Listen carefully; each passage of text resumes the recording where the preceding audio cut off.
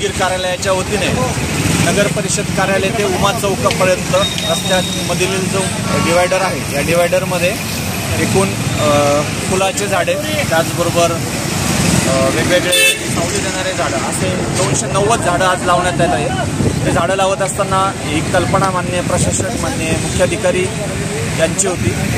आज जे झाडं लावत असताना माननीय प्रशासक साहेब, मुख्याधिकारी साहेब, तहसीलदार साहेब, पोलीस निरीक्षक साहेब यांच्या शुभ हस्ते व उदगीर शहरातील विविध सामाजिक संस्था महाविद्यालय यांच्या संयुक्त मदतीने आज हे वृक्षारोपण या ठिकाणी संपन्न होत आहे।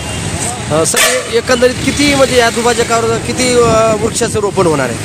या दुभाजकावर एकूण जवळपास आणखी 600 ते 700 वृक्षांची लागवड केली जाणार आहे। त्यापैकी आज 290 आपण लागवड पूर्ण करतोय। हे जे वृक्षारोपण होत आहे त्याचं संवर्धन आणि त्याचं संरक्षणासाठी कुठल्या योजना म्हणजे कशा पद्धतीनं राबवले? आता हे संगोपन आणि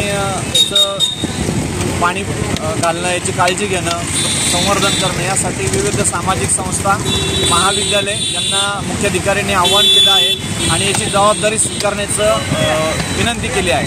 त्या अनुषंगानं तसंच नगर परिषदेचे स्वच्छता विभाग आहे, ज्या विभागामध्ये हा रस्ता येतो त्या विभागाचे अधिकारी कर्मचारी याची काळजी घेणार आहेत।